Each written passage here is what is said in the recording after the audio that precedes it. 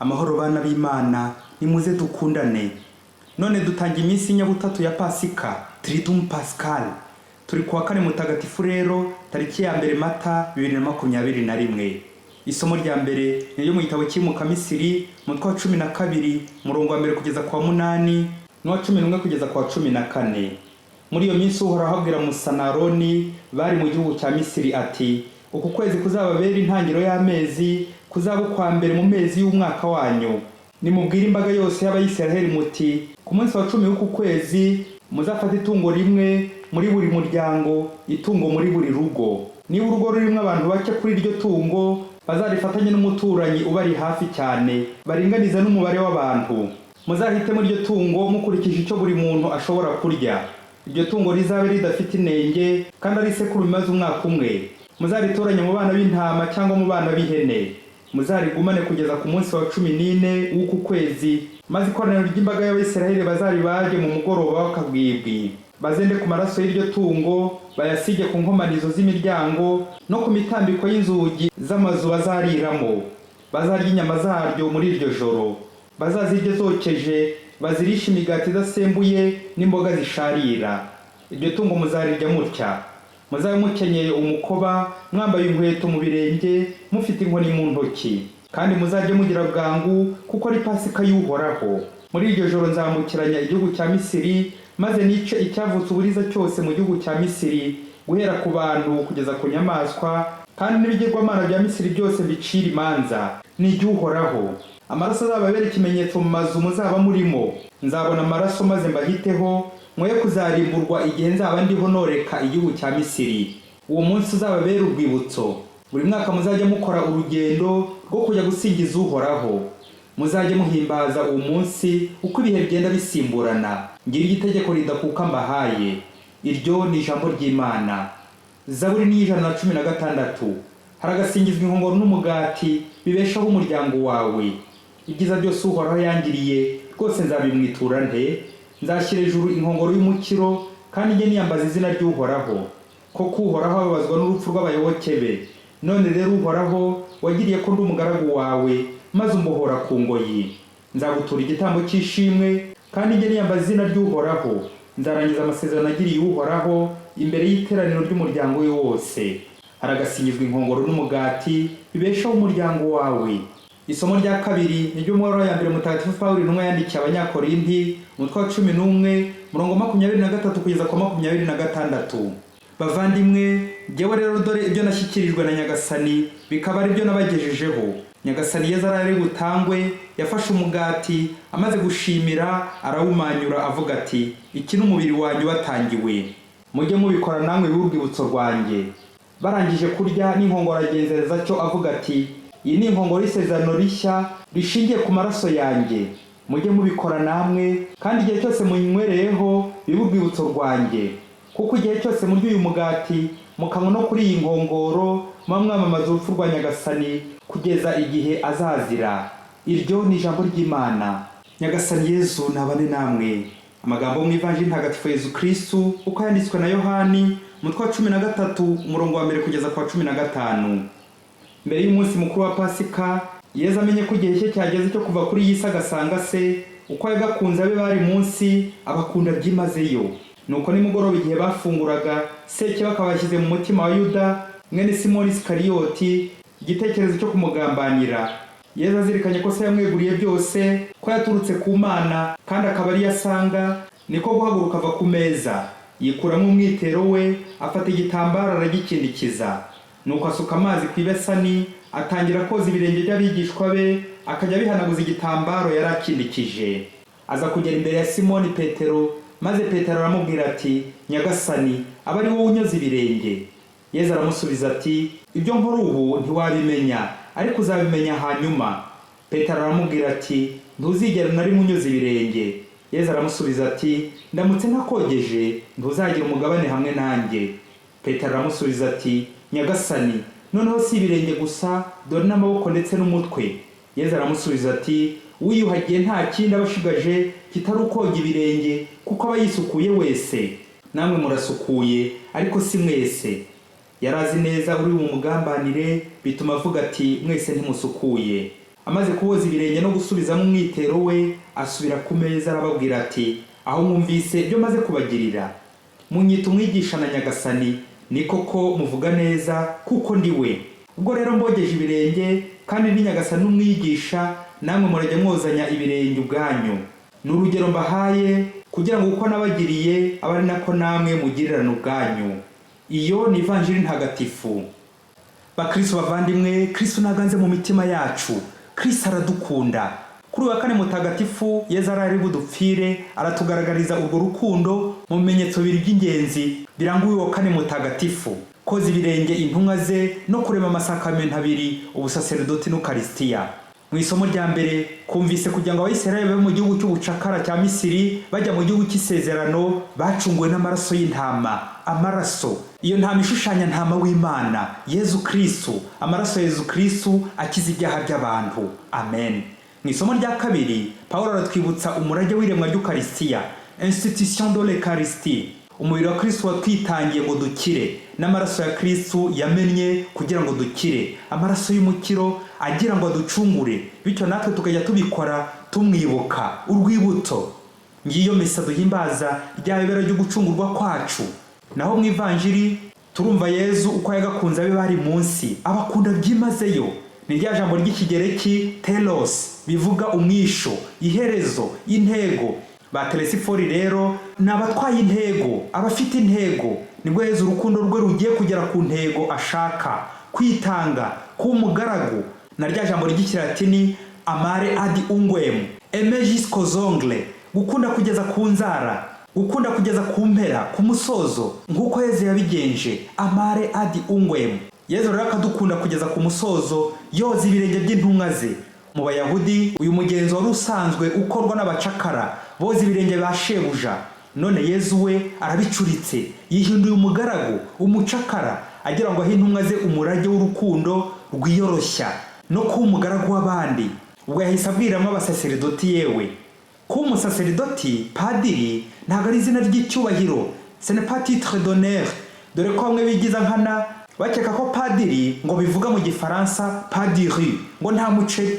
Nyamara padiri ni pater mu kilatini, padre mu gitaliyani, pere mu gifaransa, umubyeyi wa bose, wita ku bana be bose atavangura. Padiri ni minisitiri wa Kristo na Kiliziya, bivuga umuntu utanga serivisi nziza. Minisitiri rero ntabwo ari izina ry'icyubahiro n'ubuyobozi, ahubwo ni izina ry'umurimo, umukozi, umugaragu, umucakara, yewe ndetse n'umuboyi. Ubundi uretse ko abantu bashakira icyubahiro muri za ministeri bagacura ikinyito y'iri jambo, naho ubundi ministeri bivuga serivisi. Umugaragu mbese nka minisitiri wa mbere ni nk'abandi warambarara hasi abandi bakamugendaho, akaba ikiraro cy'abandi, abandi bakamutambukaho. Ba minisitiri rero murabimwumva ko iyo myanya atari imirimbo n'ibyubahiro no guhembwa menshi, ahubwo gukora cyane, ukiyuha icyuya ukorera abandi, kuryama nyuma y'aho ushinzwe ukabyuka mbere yabo, ukiri kubafasha birumvikana, ukavunikira abandi, ukaba umucakara w'abandi. Ngo umusaserdoti, minisitiri nka Yesu Kristo ubwe, un prêtre c'est un homme manger, uw'abandi barya agashira nk'uko yabuji itanga urumuri ishira, abandi bakaba bari kubona. Umupadiri nushira abandi bagashisha. Rero padiri watangiye kuba nyakubahwa aba yatandukiriye, ngo baba batavuze ko gatitire ngo nyakubahwa n'andi menshi ukarakara, ngo barakurinda imwe mu byubahiro. Ubwo serivisi wari kumuha ukayimwima, ngo aragusuzuguye, ngo ntazi icyo uri cyo, ngo ntazi ko iyo titire ari iyawe. Musaserdoti, padiri, va muri ibyo by'amatitire, ntabwo ari byo watorewe. Byaba bikumara iki urundanyije amatitire y'ibyubahiro ariko uri umunebwe udatanga serivisi uko bikwiye? Ndavuga serivisi y'urukundo nka Yesu. Erega n'igitangaje muri Kiliziya Gatolika nuko izina ry'icyubahiro rya Papa, umuyobozi wa Kiliziya Gatolika, ari mu kilatini servus servorum Dei, serviteur des serviteurs, umugaragu w'abagaragu, umugaragu w'Imana n'uwa Kiliziya. Rero ukarisiya n'ubusaseridoti ni amasakamento y'impanga y'urukundo Yezu yaremye kuri uyu wa kane mutagatifu arahari budupfire. Ni magirirane amasakamento. Le prêtre fait l'Eucharistie et l'Eucharistie fait le prêtre. Ukarisiya igira padiri na padiri agira ukarisiya. Kiliziya igizwe n'amasakamento. Amasakamento yombi atwibutsa ko abagaragu b'abandi, guhekana, gufashanya, kwitangira n'umwe ku wundi, nta gushisha abandi bashira. Bityo rero ntiwakunda umupadiri ngo wanjye ukarisiya, ngo wanjye misa, ngo wanjye kiliziya. Ntiwakunda ukarisiya cyangwa misa ngo wanjye umupadiri. Nta ukunda umwana ngo yanjye nyina. Kunda Yezu na Mariya. Amen. Mukristo, nugira ibyago ukabona cyangwa ukumva aho padiri yarenze ku nshingano ze, agatandukira, akaba yanagwa yewe, ntukamucireho. Ntukamucira urubanza ngo umwishime hejuru cyangwa urenzeho utwatsi ngo ti awa, ngo nawe nabanze yumve. Ibyago nibanze bimwumvishe, nawe nabanze asebeho. Oya mubyeyi, ntukifuze ko padiri yaseba, kuko naseba nawe uzaba usebye. Ntukifuze kumutega amahwa, imitego. Ntukifuze kumugusha no kumwandavuza. Ntukifuze kumutaranga no kumutaramana ku karubanda mu mihana no mu bihuru. Ahubwo sabira abapadiri cyane cyane abataye inshingano bagaruke ku nshingano zabo zo kwa abagaragu b'urukundo rwa Kristo.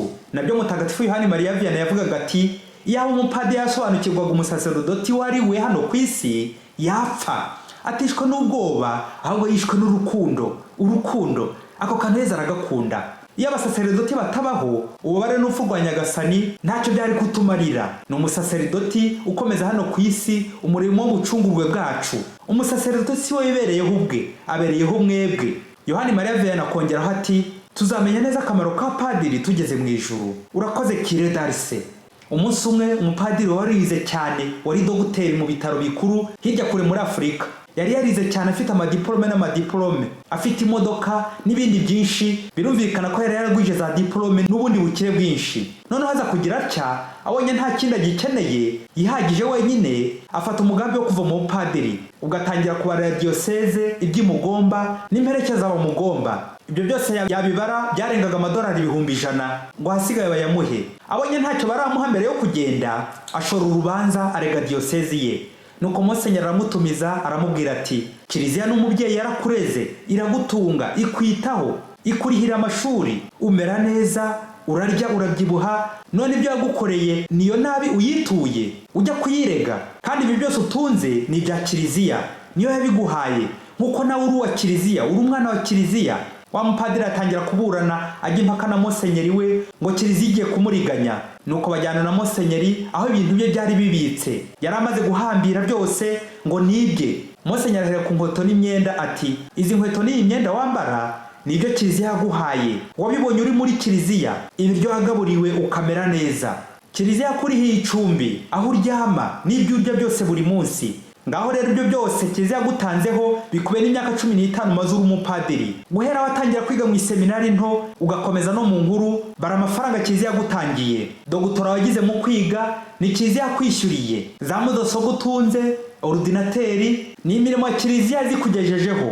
Ziriya modoka ugendamo ni ukubera serivisi za Kiliziya, nizo zatumye uzibona. Ngaho nawe ukora imibare mbere yo gukomeza ushora urubanza mu rukiko, ubanze wishyure Kiliziya ayo mafaranga yagutanzeho mbere yuko usaba ko yakwishyura. Icyanyuma ngira ngo sorezaho umwana wanjye, nuko usibye ko ibyo utunze byose ari bya Kiliziya, ariko naho uzajya hose uzisanga uri muri Kiliziya. Kiliziya n'umubyeyi wacu twese, nubwo wayihunga iyo iragusanga, uragwa ukagwa mu Kiliziya, witura hasi akaba ari Kiliziya ikubyutsa.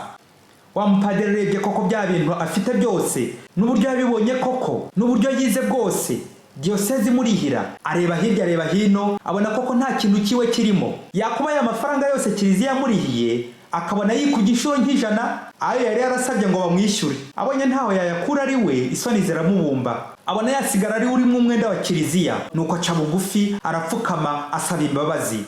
Amera nk'aho umwana babajije bati, ari uko umukozi, ari uko umwana mu rugo wahita mwiki? Umwana ati, nahitamo ko umwana mu rugo, kuko umukozi yakoze agakosa baramukubita bakamwirukana, yewe akariha byose. Naho umwana we niyo akoze agakosa mu rugo baramuhana bakamuhanura bakamubabarira, agakomeza kuba mu nzu. Umwana mu rugo ako kantu Yezu aragakunda.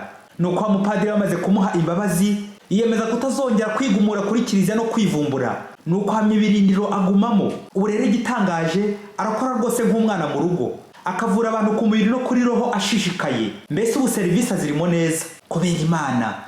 Ese ngewe ndi umukozi w'Imana cyangwa ndi umugaragu w'Imana? Mukristo, uri wa kiliziya, uri umwana mu rugo. Umwana nta gihembo asaba ababyeyi. Ababyeyi nta mushahara babona bagenera umwana, ntabwo babona icyo bamuhemba. Umwana se wayabona ate ayahemba ababyeyi? Padiri yabona icyamba kiliziya? Ngerera isano hagati y'umubyeyi n'umwana, nk'uko umukristo yunze umwe na Kristo nyine, umupadiri yunze umwe na kiliziya. Rya jambo ry'ikilatini sentire cum ecclesia, guhoberana na kiliziya, gufatana runana na kiliziya, kunga umwe na kiliziya. Ndi umwana wa kiliziya, uri umwana wa kiliziya, turi abana ba kiliziya, turi abavandimwe muri Kristo. Ndasoreza ku magambo Mutagatifu Yohani Mariya Vianney. Mutagatifu Yohani Mariya Vianney, umukuru w'abapadiri, ubwo yasobanuriraga abakristo akamaro k'ayo masakamento yombi y'impanga, ati hatabayeho isakamento y'ubusaseridoti Yezu ntiyaza. Ninde umushyira mu bushyingo bw'isakamento? Ni padiri. Ninde wakingurira roho zacu inzira y'ubugingo? Ni padiri. Ninde uyigaburira ngo ibashe gukomeza urugendo rugana ijuru? Ni padiri. Ninde uzategurira roho mu gusanga Imana akayogesha bwa nyuma amaraso ya Kristo? Ni padiri. Niba iyo roho yohamye mu byaha, ninde uzayisubiza ituze n'amahoro? Nanone ni padiri. Nuko rero tuzamenya akamaro ka padiri tugeze mu ijuru. Amen. None rero umupadiri we, uriyumvisha neza uwo murimo ugutegereje w'umugaragu? None se wagenda ukarekera nde ubwo butumwa? Wasiga Yezu ugasanga nde koko? Wakwikura muri Yezu ute? Wakwikura muri kiliziya ute? Mukristo, musaseridoti, wabona icyo uhemba Yezu n'icyo cyizere yakugiriye? Wamwishyura iki usibye gupfuka mugasaba imbabazi? Yezu akagukomeza buri munsi mu mbaraga nke waba ufite, ubundi ugahamya ibirindiro muri kiliziya, kuko byose ni ibya kiliziya. Bakristo, ni muhumure, mukunde ukarisiya, mukunde misa, mukunde n'abapadiri, mubasabire cyane cyane mubikuye ku mutima, bakomere ku nshingano zo kuba abagaragu beza ba Kristo, batuyobore, batwigishe kandi badutagatifuze mu rukundo rwa Kristo. Yezu dukunda ukamenya abawe, turagusenga mu Karisiya. Yezu mu Karisiya aragasingizwa. Amen. Padiri Masumbuko Ladislas wa Diyoseze ya Cyangugu.